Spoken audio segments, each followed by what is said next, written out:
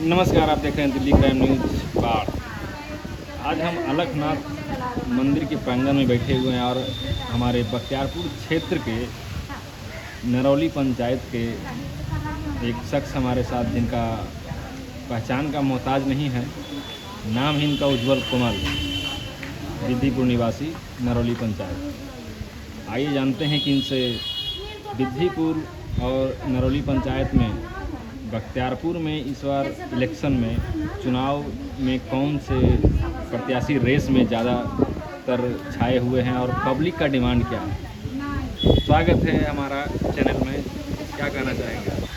सबसे पहले तो मैं आप तमाम दर्शकों और आपका भी हार्दिक अभिनंदन करता हूँ। जैसा कि आपने प्रश्न पूछा कि अभी फ़िलहाल के इलेक्शन में क्या चल रहा है हमारे बख्तियारपुर विधानसभा में, तो वहाँ तो बहुत सारी पार्टियां जो है सो मैदान में उतरी हुई है। अभी वर्तमान में अनिरुद्ध कुमार यादव जी हमारे विधायक, पूर्व के विधायक रह चुके हैं, लल्लू मुखिया। तो यही दोनों पार्टी जो है सो चुनाव में हमेशा आगे रही। पिछले बार भाजपा की जीत हुई थी, इस बार आरजेडी की जीत हुई। तो कहीं ना कहीं जो प्रबुद्ध और शिक्षित समाज है, उनका झुकाव हमेशा से रहा है भाजपा की ओर। जो अपने क्षेत्र के विकास को लेकर के अग्रसर रहते हैं, उनका झुकाव मैंने देखा है कि भाजपा की ओर रहा है। ऐसी बात नहीं है कि आरजेडी ने भी विकास नहीं किया है, लेकिन ज़्यादातर मोस्टली विकास जो है भारतीय जनता पार्टी ने करने का काम किया है। नहीं, अभी कहीं ना कहीं ये क्षेत्र में आपका विद्धिपुर हो गया, सालिमपुर, मतलब हर जगह में ये क्षेत्र का विकास, जैसे कि दहाड़ आया हुआ है। लोग कह रहे हैं वहाँ की नहीं, लल्लू जी जो है खाना पीना के लिए व्यवस्था सही किए हुए हैं। कोई कह रहा है कि अनिरुद्ध जी तो दिए ही नहीं है, कुछ नहीं हो पाया है, रोड नहीं बन पाया है। कुछ ग्रामीणों का ऐसा, चश्मदीदों का कहना है। हम लोग के क्षेत्र में लगभग 3-4 पंचायत दियारा का पड़ता है। काला दियारा हो गया, चिरैया हो गया, रूपस हो गया, ये सब पंचायत जो है तो दियारा क्षेत्र में आता है। तो वो जो क्षेत्र है, वो क्षेत्र वहाँ गंगा के बीच में बसा हुआ है। जैसे अभी आप यहाँ घाट पे देख रहे हैं, जो बीच में जो क्षेत्र है, तो ऐसा ही क्षेत्र जो है सो अपना बख्तियारपुर विधानसभा का है।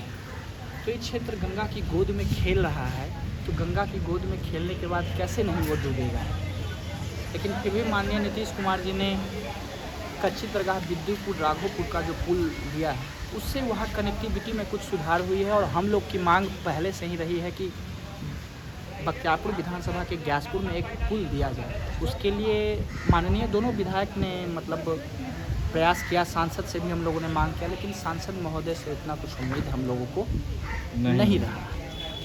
और अभी रही इलेक्शन की बात, तो इलेक्शन में भारतीय जनता पार्टी से टिकट लेने के रेस में हैं हमारे लल्लू मुखिया, पुट्टू यादव, संजय यादवेंदु, सज्जन जी और भी बहुत सारे उम्मीदवार हैं जो कि टिकट के रेस में हैं। आरजेडी से देखिए हमारे हो गए अनिरुद्ध यादव, उनका तो टिकट कहा जाता है कि कन्फर्म है। वो राबड़ी जी के समझिए तीसरे बेटे हैं, तृतीय सुपुत्र हैं। लेकिन एक राजेश जी हैं, उनका भी नाम सामने आ रहा है कि वो भी आरजेडी से टिकट की मांग करते हैं। तो देखिए भविष्य ऐसा सबरे हम लोग के विधानसभा का कि एक बढ़िया विधायक आए, एक शिक्षित विधायक आए, जो जाकर के सदन में कभी भी कोई प्रश्न उठा सके।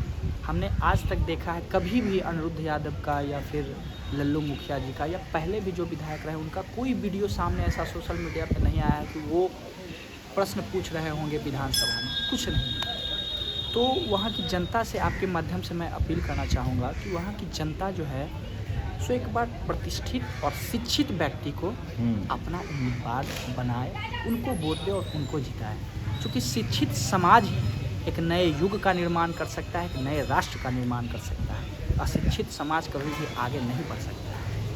जी, आपका कहना तो सही है, लेकिन अभी आपने कहा कि नीतीश कुमार जी से हमें पुल की मांग करना चाहिए। तो नीतीश जी ने तो यहाँ 4 लाइन 6 लाइन जो भी बनाया बाढ़ से बख्तियारपुर के जाने के क्रम में, अभी आप देख रहे हैं वहाँ पे जो है रोड के साइड में रोड क्रैक हो रहा है, गड्ढा जो है चूहा बिल बना करके पूरा का पूरा जो है ढह रहा है, तो ये क्या सही है बनाने का प्रक्रिया?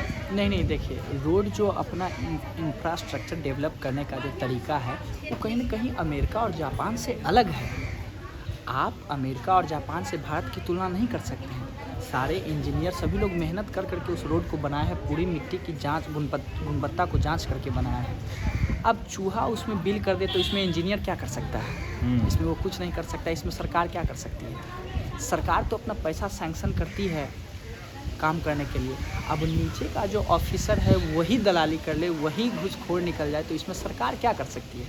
कुछ नहीं। मानता हूँ सरकार में भी कुछ लोग होंगे जो कि घूसखोरी करते हैं, लेकिन हर एक व्यक्ति वैसा नहीं होता है। और नीतीश जी का व्यक्तित्व तो मैंने देखा है कि वो जिस प्रकार से इन 5 साल में पटना का इंफ्रास्ट्रक्चर उभर करके आया है वो पहले नहीं था। लेकिन एक कमी नीतीश जी में हमको दिखती है कि वो थोड़ा सा जातीयता को बढ़ावा देते हैं। एक तरफ कहते हैं कि आरक्षण हम ख़त्म करेंगे, दूसरी तरफ आरक्षण लागू करते हैं। सॉरी, आरक्षण ख़त्म करने की बात नहीं करते हैं, मतलब कहते हैं कि जाति पाति आगे ना बढ़े, लेकिन वही आरक्षण का परिवेश सभी जगह करते हैं। तो ये थोड़ा सा खटकता है। लेकिन नीतीश कुमार जी ने देश के लिए बहुत बढ़िया काम किया है, बिहार के लिए बहुत बढ़िया काम किया। जब वो रेल मिनिस्टर थे तब एक भाषण उनका वायरल हुआ था कि अगर जो मैंने कोई भी गलत कार्य किया है तो मैं शासन से और सत्ता से निकल करके बाहर जाने के लिए तैयार हूँ। ये भाषण आज भी आप सुन सकते हैं। तो नीतीश कुमार जी बहुत अच्छे व्यक्ति हैं और लेकिन अब उनका उम्र भी हो चुका है। अब किसी ऐसे अच्छे नेतृत्वकर्ता का ज़रूरत है बिहार को, जो आकर के बिहार को और संभाले। अभी 50% काम हुआ है तो 50% काम और कर करके उसको 100% कर करके पूरा करें। एक युवा मुख्यमंत्री हो, एक प्रतिष्ठित और शिक्षित मुख्यमंत्री हो, यही कामना हमारी। चलिए, ये थे हमारे साथ उज्जवल कमल जी, बख्तियारपुर नरौली पंचायत के विधि प्रोग्राम वासी। इनसे बात करके बहुत अच्छा लगा। बहुत बहुत धन्यवाद।